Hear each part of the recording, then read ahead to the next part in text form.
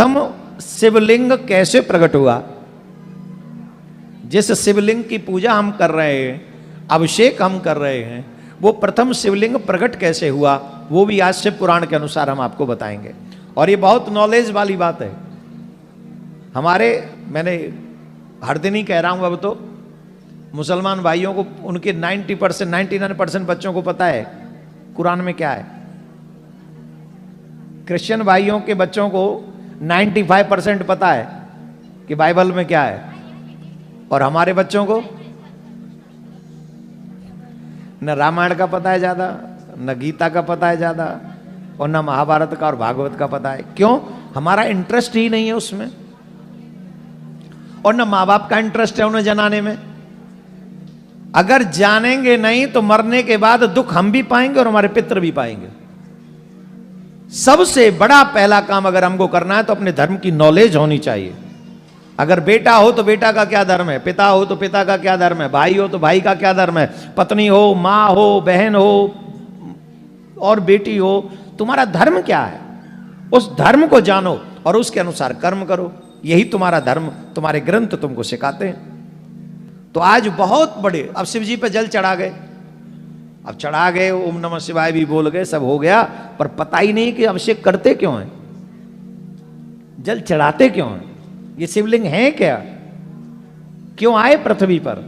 इन विषयों को हम कब जानेंगे? जब हम सत्संग में जाएंगे, जब हम पुराणों की कथा सुनेंगे, तब हमें सारी नॉलेज हो जाएगी। और हम तो फिर कहेंगे अपने आप को जानो, अपने धर्म को जानो, जीवन जीना और भी आसान हो जाएगा, और भी सरल हो जाएगा, बहुत सरल हो जाएगा।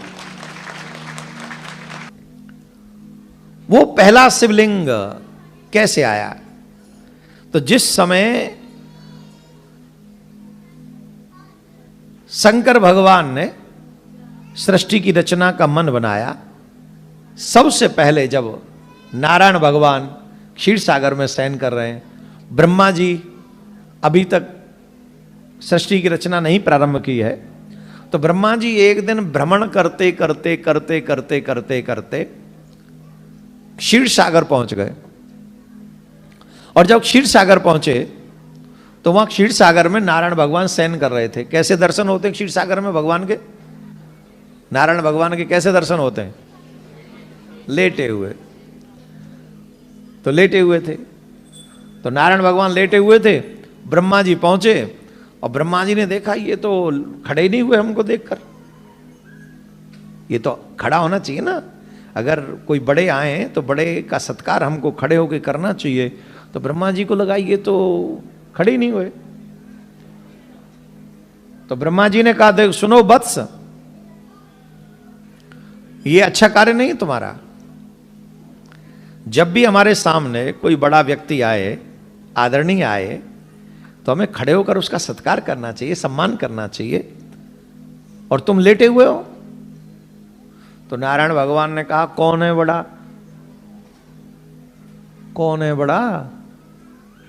तुम हमारी नाभि में से कमल जो हुआ है, कमल में से बैठे हुए हो, तो तुम हमारे पुत्र हुए और तुम हमसे आदर चाहते हो? कोई बात नहीं, भ्रम में पड़ गए हो, कोई बात नहीं, शांत रहो, कोई बात नहीं। अरे तुम तो नखरे कर रहे हो। ब्रह्मा जी को बुरा लग गया। अरे राम राम राम राम, तुम हमें तुम हमको अपना पुत्र बता रहे हो? अरे मैं जगत पिता ब्रह्मा हूं। कौन हूं? अब देखो कई बार जब थोड़ा सा पद आता है ना, तो हम लोग बड़े बड़ों का अपमान कर बैठते हैं ना। कई बार बच्चे भी बहुत बड़ी जगह पे पहुंच जाएं तो अपने माँ बाप से भी ऊक तूक बोलते हैं, नहीं बोलना चाहिए। तुम ब्रह्मांड में कोई सा भी बड़ा अचीवमेंट प्राप्त कर लो, कुछ भी अचीव हो जाए तुम्हें, आदरणीय लोगों के आगे जितने विनम्र रहोगे संसार में उतने ही वंदनीय रहोगे। अपने बड़ों के आगे कभी ऊंची आवाज में नहीं बोलना चाहिए, वही अच्छे मनुष्य की भाषा है। अच्छा चरित्र किसको कहेंगे? आदरणीय लोगों के आगे हमेशा विनम्र रहे, उनका आदर करे, वही प्रशंसनीय है। क्रिटिकल कंडीशनें आएंगी कभी कभी। अब देखो ब्रह्मा जी खड़े और ब्रह्मा जी कह रहे तुम मुझे अपना, मैं जगत पिता ब्रह्मा। नारायण भगवान कह रहे मैं तुम्हारा पिता हूं। अरे कैसी बात करते हो, ऐसे नक्शे? अब ये विवाद इतना बढ़ गया कि ब्रह्मा जी कह रहे हैं चलो अभी पता कर लेते। कैसे पता करेंगे कौन बड़ा है? बोले चलो युद्ध करते हैं। मैंने कल भी आप लोगों को बताया था, कभी भी बड़ों की तरफ पैर नहीं करने चाहिए। सुन लो,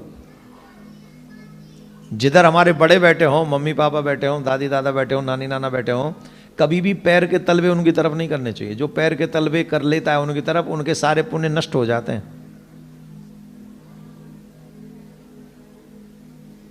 और कितने लोग ऐसे हैं जो माँ बाप के आगे सामने बैठते हैं और पैर उन्हीं की तरफ करके वैसे बैठते हैं जैसे यही राजा हैं। नहीं, बैठना आना चाहिए।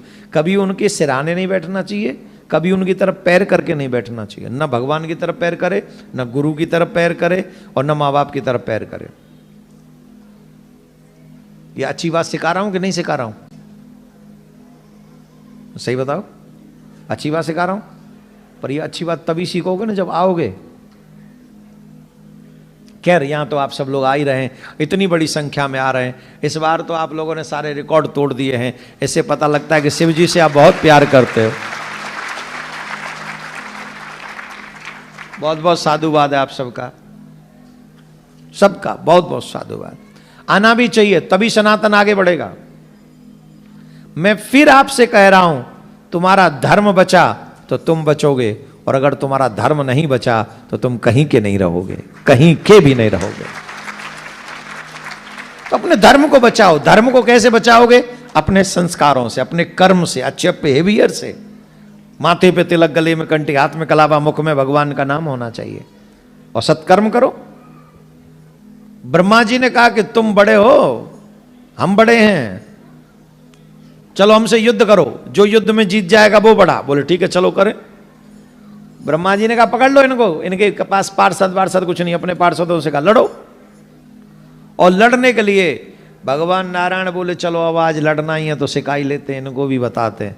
तो गरुड़ों पे सवार हो गए नारायण भगवान, और हंस पर सवार हो गए ब्रह्मा जी, और युद्ध की तैयारियां प्रारंभ हो गई। युद्ध होने लगा। अब देवता लोगों ने सोचा नारायण भगवान और ब्रह्मा जी लड़ रहे हैं, चलो हम भी देखा, हमें कैसे लड़ेंगे। हमारी तो बात छोड़ो, हमारे तो देवता भी देखने ही आते हैं। जब कहीं कोई लड़ाई हो रही हो, बचाने नहीं आते, देखने आते हैं। कितने लोग आपको ऐसे मिलते होंगे जो सिर्फ दूर खड़े होकर तमाशा देखेंगे। देखते हैं ना? देखते हैं ना? तमाशा मत देखो। अगर कोई अपने पर संकट है तो तमाशा मत देखो, अपने के संकट को टालने का प्रयास करो। अपने के साथ खड़े हो जाओ, अपने के साथ खड़े हो। अपनों के साथ खड़े रहने में आनंद है, और गैरों के साथ हमेशा बुज़दिल लोग खड़े होते हैं, कायर लोग खड़े होते हैं गैरों के साथ में। वो लोग निकम्मे हैं जो अपनों को छोड़कर दूसरों के साथ खड़े हो जाते हैं। इसलिए अपनों के साथ खड़ा होना सीखिए। राधे राधे बोलना पड़ेगा, ऐसे नहीं जोर से बोलना पड़ेगा। दोनों में लड़ाई हो रही, देवता देख रहे हैं। इतना भीषण युद्ध हो रहा है, इतना भीषण, ब्रह्मा जी का और नारायण भगवान का बहुत भीषण युद्ध हो रहा है, बहुत भीषण। अब सब देवताओं ने पुकारना प्रारंभ किया, ऐसे ऐसे शस्त्र प्रयोग में ले आए, निकाल लिए ब्रह्मा जी ने और नारायण भगवान ने ऐसे शस्त्र जिससे ब्रह्मांड जल के भस्म हो जाए। तो ऐसे शस्त्रों का प्रयोग किया कि पूरा ब्रह्मांड जल जाए। देवता शंकर भगवान निर्गुण निराकार को, शिव जी को त्राहिमाम त्राहिमाम त्राहिमाम, हे भोलेनाथ, हे शंकर, हे शशांक शेखर, आप प्रकट हो जाओ, नहीं तो ये पृथ्वी जलकर नष्ट हो जाएगी। शंकर भगवान प्रकट हो गए। पूछा, हम जानते हैं तुम हमारे पास क्यों आए हो, हमें मालूम है तुम ब्रह्मा जी के और नारायण के युद्ध से घबराए हुए हो। चलो घबराओ नहीं, हम चलते, हम देखते हैं क्या हो रहा है। तो महाराज आकाश में छिपकर शंकर भगवान इन दोनों का युद्ध देखने लगे। शिव पुराण की कथा सुन रहे हैं आप लोग? इतनी इतनी विशेष बातें शिव पुराण में लिखी हैं। जीवन ज्ञान तो बढ़ेगा ही, जीवन भी सुखद हो जाता है इन बातों को सीखने के बाद। इस प्रसंग को ध्यान से सुनना। शंकर भगवान छिप के देख रहे हैं युद्ध। अब जैसे ही बड़ा विशाल उन्होंने शस्त्र निकाले तो शंकर भगवान को लगाते तो ये तो बनाने वाले थे, तो मिटाने लग गए। उस समय एक अग्नि तेज, ध्यान से सुनना, एक अग्नि स्तंभ, बड़ा भयानक प्रकाश, एक बहुत बड़ा स्तंभ, स्तंभ माने पिलर, बहुत बड़ा। बहुत बड़ा कितना? न तो उसका आदि पता है और न उसका अंत पता है। ये और कहां प्रकट हुआ जानते हो? उन दोनों के बीच में। एक तरफ शंकर भगवान थे और एक तरफ नारायण थे और एक तरफ ब्रह्मा जी। इन दोनों के बीच में वो अग्निस्तंभ प्रकट हुआ। वो देखा इतना विशाल अग्निस्तंभ, न आदि है न अंत है, तो दोनों लड़ना तो भूल गए। बोले ये क्या है, ये बीच में कहां से आ गया, ये क्या है? तो बोले चलो इसका पता लगाते ये क्या है। ब्रह्मा जी ने कहा सुनो नारायण, एक बात सुनो, तुम नीचे जाओ और मैं ऊपर जाता हूं। मैं इसका आदि पता करके आऊंगा। आदि माने प्रारंभ कहां से हो रहा है, और तुम ट्राई करो अंत लाने की। नीचे जाओ, इसका अंत पता करो, और जो पता करके आ जाएगा वही बड़ा माना जाएगा। समझ में आ गई बात? जो ये पूरी कथा बड़ी सुंदर रोचक कथा है, इसको बड़े मन से सुनना चाहिए। बोले जो पता करके आ जाएगा वही बड़ा माना जाएगा। बोले ठीक है। तो ब्रह्मा जी ने हंस का रूप बनाया और ऊपर उड़े, और नारायण भगवान ने 12 रूप बनाया, पाताल खोद डाला। पाताल खोद के नारायण भगवान अंदर तक घुस गए। इतना खोद दिया, इतना खोद दिया 12 भगवान ने, जहां तक खोद सकते थे। कहते हैं हजारों वर्ष खोदते रहे, 1-2 दिन नहीं। और देवताओं की हजारों वर्ष लगा ली तो सोच लो क्या होगा। देवताओं के टाइम में और हमारे टाइम में अंतर है। अब आप कहेंगे ऐसे कैसे संभव है साहब, अंतर कैसे हो सकता है? अरे क्यों नहीं अंतर हो सकता? जब भारत में और कनाडा में ही अंतर है तो देवताओं में अंतर नहीं होगा? दिस इज अ लॉजिक ना, है कि नहीं? अब यहां हम शाम हो रही है, वहां सब लोग उठने की तैयारी कर रहे होंगे, हाँ गुड मॉर्निंग, तो यहां गुड नाइट है और वहां गुड मॉर्निंग है। तो जब इतना अंतर पृथ्वी पे ही है तो वो तो देवलोक है, वहां कितना भेद होगा। वहां के दिन भी बड़े हैं, वहां के दिन बहुत बड़े हैं। हमारी हजारों साल निकल जाती हैं, तब तो उनका 1 महीना होता है। अब कभी समय मिलेगा तो ये भी बता देंगे। इसीलिए शास्त्रों को जानो। जब शास्त्रों को जान लोगे ना, तब तुमसे कोई विवाद नहीं कर पाएगा। तुम जो कहते हैं ना, तमाम लोग पूछते हैं हम पे जवाब नहीं, जवाब इसलिए नहीं बनता क्योंकि तुम खुद नहीं जानते हो। आज हमसे किसी ने कुछ पूछ लिया था, ये बैठे महानुभाव इन्होंने भी तमाम चीजें पूछी, हमने झड़ाझड़ जवाब दिए। बोला हाँ महाराज ये बात तो सही है। क्यों? गुरु कृपा से वो बातें आपको पता है, आपको ज्ञान है, तो आप बोल देंगे। जब पता ही नहीं होगा कि ब्रह्मली कहाँ है तो मैं क्या कहूंगा किधर जाओ? बोले गूगल सर्च करो, गूगल से जाओ। और गूगल में हर चीज सही नहीं है, ये ध्यान रखना। शास्त्रों के विषय में गूगल पे विश्वास मत करना। शास्त्रों के विषय में गूगल पे नहीं, गुरु पे ही विश्वास करना चाहिए। अगर धर्म को भी गूगल से जानोगे तो भटक जाओगे, सही नॉलेज नहीं मिलेगी, सही ज्ञान नहीं मिलेगा।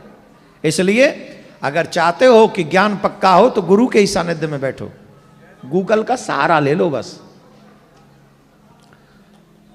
तो हजारों वर्ष खोदा, 12 भगवान को अंत नहीं मिला। तो 12 भगवान बोले जब अब तक नहीं मिला और कितना खोदें, चलो ऊपर वापस चलते हैं। अब ये ऊपर आ गए जहां युद्ध चल रहा था। ऊपर ब्रह्मा जी भी उड़ते जा रहे थे, वो भी इतने हजारों वर्ष तो उड़ ही लिए, ऊपर उड़ते ही जा रहे हैं, उड़ते ही जा रहे हैं। कौन कौन फ्लाइट करके आए थे? पानी के जहाज से तो नहीं आए, फ्लाई करके आए पक्का। तो जब हमारा जहाज 35,000 की ऊंचाई पर उड़ता है तो तो बादल हमारे नीचे होते ना, होते कि नहीं? तो ऊपर नहीं होते? बादल ऊपर नहीं होते? जितने बादल नीचे उतने ही बादल ऊपर भी होते कि नहीं? मैंने तो देखे, शायद तुम्हारे प्लेन में ना दिखे हो। नीचे भी बादल, और इसका मतलब है जितना ऊपर हम उड़े हैं उससे भी ऊपर और बहुत कुछ है, वहां एंड नहीं है। तो ब्रह्मा जी हजारों वर्ष उड़े ऊपर, कोई एंड नहीं मिला। तो ब्रह्मा जी ने एक बुद्धि लगाई, ब्रह्मा जी ने क्या बुद्धि लगाई, जब मैं इतना ऊपर गया और मुझे इनका आदि नहीं पता चल रहा है, इसका मतलब है नारायण भगवान को भी अंत नहीं मिला होगा। तो बात तो वहीं की वहीं रह जाएगी जिसके ऊपर लड़ रहे थे। तो करें क्या? बोले झूठ बोलते हैं कि हम ये कह देंगे हम देख के आए, हम आदि देख के आए। ब्रह्मा जी ने निर्णय कर लिया, हम ये बोलेंगे हम देख के आए कि आदि कहां है। अब सोचने लगे, लेकिन उन्होंने पूछ लिया कोई गवाह है तो वो तो नहीं है हमारे पास। संयोग देखो क्या बना, एक केतकी का पुष्प गिर रहा था ऊपर से, और उसे भी हजारों वर्ष हो गई थी गिरते गिरते ऊपर से। ब्रह्मा जी ने पूछा, हेलो कहां से आ रहे हो? बोले बहुत ऊपर से आ रहा हूं। बोले जहां से आ रहे हो ये स्तंभ वहां एंड उसका अंत आदि है? बोले पता नहीं, जहां से आ रहा हूं उससे भी ऊपर ही था। हैं? अच्छा। बोले हाँ। फिर कैसे बात बनी? एक काम करो, कहां जा रहे हो? बोले कहां गिरेंगे पता नहीं। बोले एक काम करो, तो हमारे संग चलो। कहां? बोले नारायण भगवान मिलेंगे नीचे, नारायण भगवान मिलेंगे नीचे, और नारायण भगवान से हम कहेंगे कि हम आदि देख कर आए। तुम्हें कुछ ज्यादा नहीं करना है, तुम तो सिर्फ हाँ में हाँ मिला देना। जब हम कहेंगे हम देख के आए तो वो पूछेंगे गवाह, तो तुम कहना हाँ। हम कहेंगे ये रहा, तुम कहना हाँ। तो केतकी भी केतकी था। बोले what is the my profit? Canada के किसी स्कूल से पढ़ के गया होगा वो भी। बोले why I should, what is the my profit? अच्छा, संसार में बिना प्रॉफिट के कोई कुछ नहीं करता, करते? I give you this, what do you give me? ये तो बिजनेस टर्म्स है ना, गिव एंड, ये दो ये लो, ये दो ये लो। तो केतकी ने कहा मेरा प्रॉफिट क्या है? ब्रह्मा जी ने कहा तुम जानते नहीं हो हम कौन है, हम हंस नहीं है, हम ब्रह्मा हैं, ब्रह्मा। और साधारण नहीं है, जगत पितामह ब्रह्मा हैं हम जो चाहे तुम्हें दे सकते हैं, हम जो चाहे तुम्हें बना सकते हैं, पर एक काम करो, पहले हमारी गवाही दे दो। चल गए, जट केतकी चक्कर में आ गया। अब ब्रह्मा जी कहेंगे बोल दो, तो कुछ मैं कुछ भी दे सकता हूं। तो केतकी को लगा चलो हम बोल देते हैं। चले, सेटिंग हो गई असत्य को सत्य बोलने के लिए। तो नीचे आए, नारायण भगवान से पूछा कहो नारायण अंत मिला? बोले नहीं हमें नहीं मिला अंत। बहुत नीचे तक गए, बहुत खोदा, अंत नहीं मिला। नहीं मिला? बोले नहीं मिला। बोले चलो हम जानते थे, पर हम आदि देख के आए, हम इसका आदि देख के आए हैं, हम देख आए कहां से प्रकट हो रहे हैं। और तुम गवाह भी पूछोगे ना हमसे, हमें पता है तुम मानोगे नहीं, हम गवाह भी अपने साथ मिलाएं। चौबैया केतकी बता, देखा है ना? तो वो भी मुंडी हिला रहा है, हाँ यस सर, यस सर। कई चमचा बड़े तगड़े होते हैं, वो गोरे को गोरा नहीं काला कहे ना मालिक, हाँ yes sir he is black. दाल काली पूरी है, वो कह रहा नहीं नहीं sir, just something is black inside. दाल में कुछ, something is black, not all dal. ऐसा सिस्टम है। बोले यस सर आई सॉ, वहां से देख के आ रहे हैं। अरे नारायण भगवान बोले आप देख के आए? बोले हाँ। चलो कोई बात नहीं, तो हम आप ही को बड़ा मान लेते हैं, हम आप ही को बड़ा मान लेते हैं। लाओ भैया पूजा की थाली लाओ, हम ब्रह्मा जी का पूजन करेंगे, हम ब्रह्मा जी का तिलक करेंगे। और पूजन की थाली नारायण भगवान ले आए, और जैसे ही पूजन करने के लिए तैयार हुए, जट शंकर भगवान प्रकट हो गए। बोले सावधान,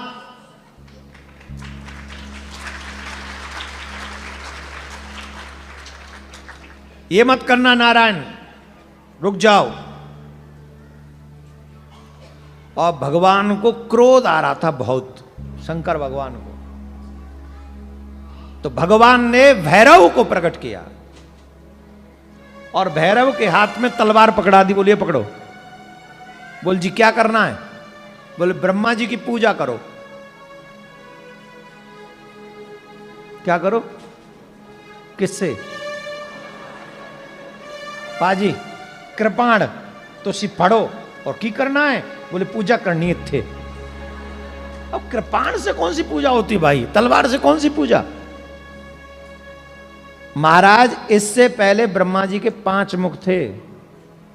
इस प्रसंग से पहले, इस घटना से पहले ब्रह्मा जी के 5 मुख थे। भैरव ने पकड़े उनके बाल, उठाई तलवार और एक ही बार से ब्रह्मा जी का सर काट दिया। एक ही बार से। हाँ हाँ, ताली तो तुम इसलिए बजा रहे हो, दूसरा कटे दूसरा मरे तभी तुम्हें तो खुशे हो रहे हो। और खुद के पांव में कांटा लगे तो तकलीफ होती। और वहां ब्रह्मा जी का सर ही कट गया, ये ताली बजा रहे हैं। वाह भाई वाह। एक क्षण में सर काट दिया कि तुम अपनी पूजा कराने के लिए झूठ बोलते हो। यहां पर 2 शाप दिए शंकर भगवान ने। पहला शाप ब्रह्मा जी को कि तुमने झूठ बोला है। ध्यान से सुन ले झूठ बोलने वाले लोग, और झूठी गवाही देने वाले भी सुन लेना। इसके बाद झूठ नहीं बोलना। झूठ बोलना वाकई अधर्म है। कई लोग जानते हैं झूठ है फिर भी शामिल हो जाते हैं। अच्छा वो भी कोई अच्छा काम हो रहा हो उसमें झूठ बोल दें तो भी ठीक। किसी की गाय बच रही हो, किसी की जान बच रही हो, किसी के प्राण बच रहे हो, तो वहां झूठ को झूठ नहीं माना गया है। और किसी की शादी करवा रहे हो तो वहां भी थोड़ा बहुत चलता है। हंसी नहीं, कसम से आई शपथ। और शास्त्र सम्मत है किसी की शादी कराने में थोड़ा बहुत झूठ बोलना पड़े तो यू कैन डू इट। पर थोड़ा बहुत, ऐसा ना हो कि यहां $100 भी नहीं है उसकी सैलरी और उत्ते तुसी 10 दो। इतने तो मुंडा बड़ा कमांदा है। इतने तो $10,000 पर मंथ है। कर दो, ਤੁਹਾਡੀ कुड़ी राज करेगी, राज इत्थे रानी बन के इत्थे रहोगी। और पता चले वो मुंडा खुद ही किंग नहीं बन पाया अभी तक, वो झूठा ही है। इतना झूठ नहीं बोलना चाहिए। मतलब 10,000 बोलना है तो कम से कम 8,000 तो होनी चाहिए। और कम कर लो 7,000 तो कंपल्सरी। इससे नीचे मैं नहीं जाऊंगा भाई ना, इससे कम मैं नहीं कर सकता सच्ची में। इससे कम क्या करूं भाई? अगर मैं 7 का 10 का 7 कर रहा हूं, मतलब 1.5-2 लाख का खर्चा मामला झूठ हो गया ना, तो इतने में पर्याप्त है भाई। 10 का 4 नहीं, 10 का 5 नहीं, 10 का 6 भी नहीं, 10 का मीन्स 7। तो इतना संबंध बनाने के लिए किसी शादी कराना बहुत शुभ माना गया। किसी का विवाह कराना बहुत शुभ कार्य है। किसी के संस्कार, किसी का परिवार जोड़ना, किसी की संतति वंश परंपरा आगे बढ़ती है। बहुत पुण्य का काम विवाह करना माना गया, विवाह करवाना। तो झूठ वहां बोलना चाहिए।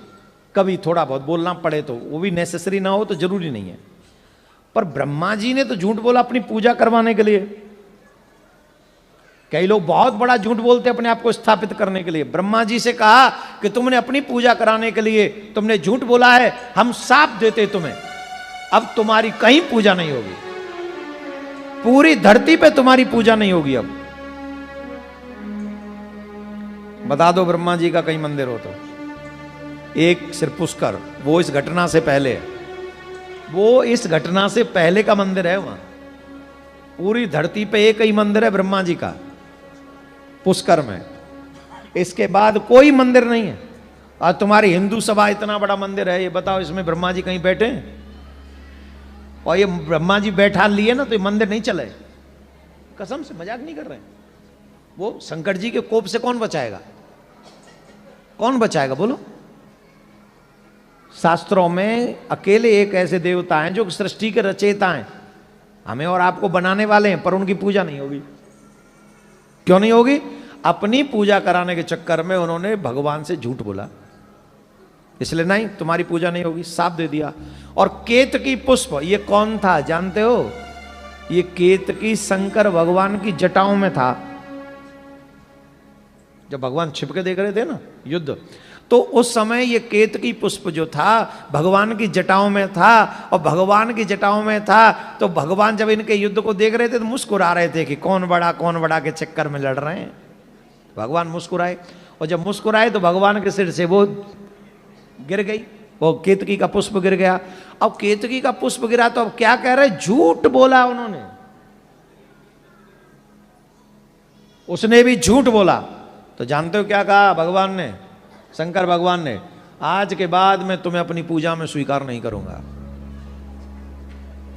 और आज भी इतना बड़ा सुंदर हर पुष्प चढ़ जाएगा, पर केतकी का पुष्प शंकर भगवान पर नहीं चढ़ेगा।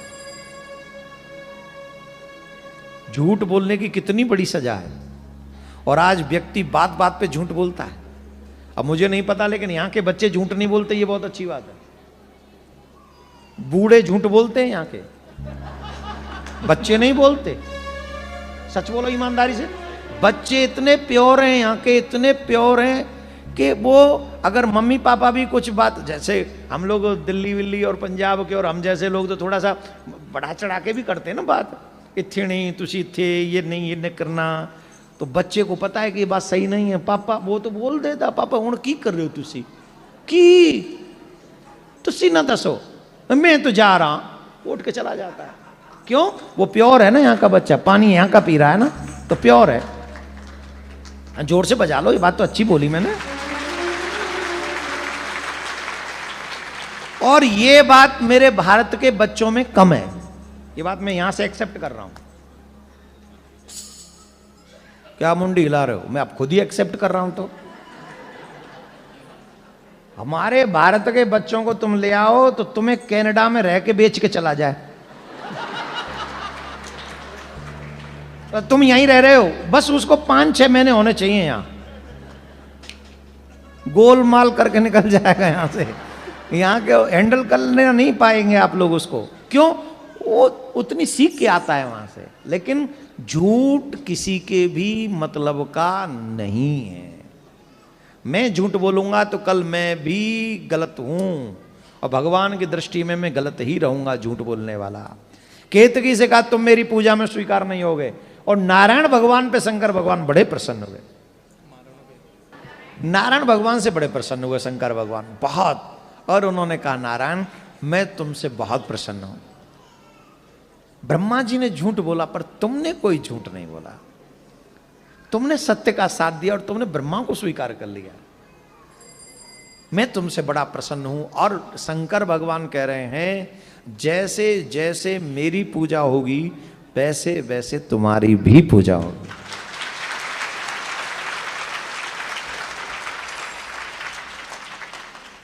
और विशेष रुतबा दे दिया नारायण भगवान को, बोले मेरे भक्तों का भी कल्याण तुम करना,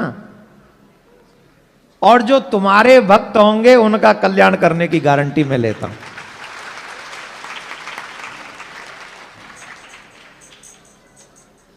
कहा भगवान ने, शंकर भगवान ने कहा मैं गारंटी लेता हूं, मैं तारूंगा तुम्हारे भक्तों को। और जैसे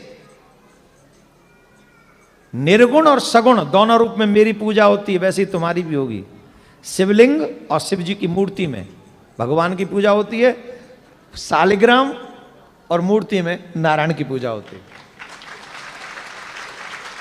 और ये जो अग्नि स्तंभ है ना, अग्नि स्तंभ जो है यही पृथ्वी का पहला शिवलिंग है। ब्रह्मांड का पहला शिवलिंग ये अग्नि स्तंभ है। भगवान इन दोनों के युद्ध को शांत करने के लिए शिवलिंग के रूप में ही प्रकट हुए थे, और इतना विशाल रूप था, इतना विशाल रूप था कि नारायण को उनका अंत नहीं मिला और ब्रह्मा जी को उनका आदि नहीं मिला। नारायण भगवान ने बड़े दयालु हैं। नारायण भगवान बोले एक तो सर कटवा दिया इनका। अच्छा वो भैरव तो और काटना चाह रहा था, 2-4 सर, 4 तो थे, 5 थे ना, बोले एक का ही करके छोड़ूंगा। पर भगवान ने कहा सुनो ना प्रभु, ये देखो पंचमुखी थे, एक मुख ने झूठ बोला और एक सुपड़ा साफ हो गया, अब कृपा करो 4 तो छोड़ दो, ये आप ही के तो हैं, आप इनको। तो शंकर भगवान एकदम शांत हो गए, नारायण से कहने लगे कितने दयालु हो आप हैं, बहुत अच्छा लगा, ठीक है भैरव छोड़ दो। भगवान बोले, भैरव बोले खड़क का क्या करूं? अरे वो धल्ले म्यान में काम हो तो गया, और का सारा यूज करेगा, बहुत है, रख ले। तो उन्होंने वो रख लिया। लेकिन भगवान शिव ने ब्रह्मा जी से कहा, बोले सुनो ये मत सोचना हम तुमसे क्रोधित हैं, गुस्सा हैं, ऐसा नहीं, पर अगर मैं तुम्हें दंड न दूं, झूठ बोलने पर भी तुम्हें दंड न दूं, तो पृथ्वी पर अधर्म फैल जाएगा। मर्यादाएं सबके लिए होनी चाहिए। आप लोग कनाडा में रहते हो, यहां भी दंड विधान है कि नहीं? अच्छा करोगे पुरस्कार मिलेगा, बुरा करोगे जेल में जाना पड़ेगा। और यहाँ की तो जेल भी बड़ी खतरनाक है। हमारे यहाँ की जेल कम से कम शहरों में तो होती है कि रो में तो कम से कम काम से कोई आ जाए। यहाँ की तो एक जेल हमको दिखाई थी जंगल में, एकदम बीगड़ में।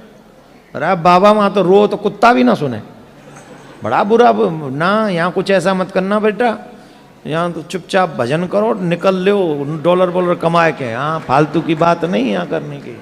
यहाँ बड़े हे भगवान सब ध्यान रखना। हमारे मेरे बच्चों का, ये सब बच्चे ठाकुर जी के हैं, तो इनका पूरा ध्यान रखे ठाकुर जी, आप सबका ध्यान रखें। कहा इसलिए मैंने तुम्हें दंड दिया, मैं तुमसे क्रोध नहीं हूं, क्योंकि तुम ब्रह्मा हो, तुम मर्यादा में कार्य करोगे तो सब मर्यादा में कार्य करेंगे। और केतकी ने कहा प्रभु मुझे भी आपने बड़ा दंड दे दिया, मैं तो पूजा से ही निकाल दिया आपने। बोले आप तो मैं स्वीकार नहीं करें। वो रोबे केतकी प्रभु क्षमा करो क्षमा करो। तब भगवान कहते ठीक है, हम तुम्हें अपनी पर्सनल सेवा में तो नहीं लेंगे, लेकिन कोई हमारा जब फूल बंगला वगैरह बनाए और उसमें बंगले में इस्तेमाल करना चाहे, जैसे फूल बंगला होता है ना बिहार जी का, वैसे शंकर जी का भी होता है, उसमें अगर कोई इस्तेमाल करना चाहे तो करे, उसमें तुम मान्य होगे, हर जगह नहीं। और ब्रह्मा जी से कहा कि तुम मंदिरों में तो तुम्हारी पूजा नहीं होगी, लेकिन यज्ञ में तुम्हारी प्रधानता होगी, यज्ञ में तुम पूजनीय माने जाओगे। तो इसमें यज्ञ में ब्रह्मा जी का निर्माण होता है। जब आप लोग यज्ञ कराते हो तो ब्रह्मा जी बनाए जाते हैं पंडित जी को, वहां उनकी पूजा होती है। ठीक है, समझ में आ गई बात? पृथ्वी के पहले शिवलिंग क्या है? यही अग्निस्तंभ, जो अरुणाचलेश महादेव हैं वो, तो उनको पूजा पहले पृथ्वी के वो हैं, जो शिवलिंग है सबसे पहले वो हैं, उनकी पूजा। और नारायण भगवान से कह दिया अब तुम खूब आराम से सत्ता चलाओ, अब सृष्टि का पालन तुम करोगे, रचना ब्रह्मा जी करेंगे, आदि आदि की व्यवस्था भगवान ने उनको दे दी। और आज ही के दिन को शिवरात्रि के रूप में मनाया जाता है।